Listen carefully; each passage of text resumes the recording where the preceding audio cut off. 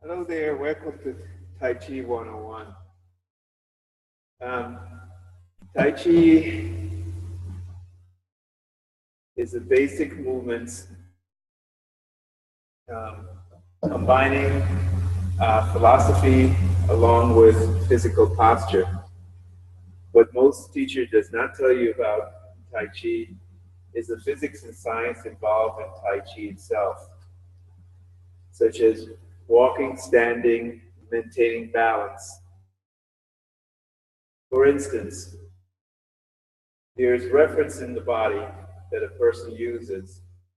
First of all, there's the heart and there's the dantian. Dantian is the 3 inches below the belly button, and then the heart's right here. Any movement goes above the heart requires great efforts. Any movements between the heart and the dantian doesn't require efforts. Like when you do movements like this, to do this for a long period of time, it doesn't require any efforts. And you do a movement like this, which comes above the heart, which requires a great deal amount of efforts. There are 2 series of moves that a person have. One is called a constant, and the other one is called an occasional. In other words, your body was designed in such a way that you could do some movements, you could do it consistently without getting exhaustions, and other movements, when you do it just a few times to get exhaustions. One is the typical example of this is that if you were at a tennis match and you're watching a tennis match and your head is moving back and forth, you could only do it a few times before you start developing pain or tension in the neck. But there are 6 muscles that control the eyes that you could move it back and forth all day without ever getting exhausted.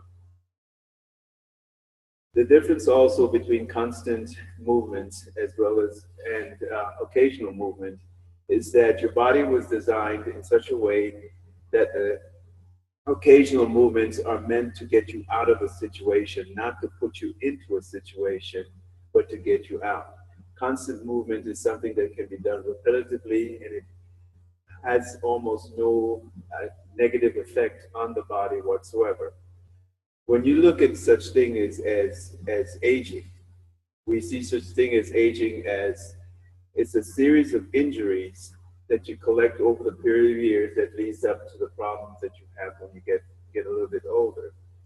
But the good thing about Tai Chi as well as Qigong is that you could not only slow this process down, in some cases you could reverse it again. Now, in Tai Chi, in some of the movements that you watch in Tai Chi, you see these people raise their hands above the heads doing like this. This requires a greater deal amount of effort. Blood circulation has to be very high. You have to have the freedom of movement. In Taoism, practicing of Tai Chi, what you need to do is a series of relaxation that cause movement instead of aggravating the body to push the body towards movement, such as holding the hands in this position here.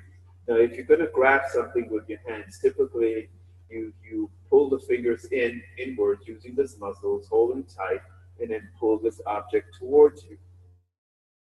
Using the principle of Taoism in Tai Chi, what it is a series of relaxation, such as relaxing the wrist that allows the hands to naturally atrophy and close, and then taking the tension out of the elbow and having the hands coming forward.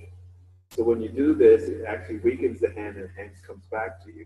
So you don't have to do this, because just by doing this alone, without doing that kind of action, you increase the tension in the muscles, you increase the amount of lactic acids in the muscle, and you also aggravate the joints. But if you just relax and move, there's a series of movement that your body will just do naturally. Such as when you raise your hands, your hands automatically would tumble this way, and when you lower your hands, it automatically tumbles this way, unless you decide to stop that movement. And this is just the first introduction to your movement in Tai Chi 101. So we'll get back to you on our second set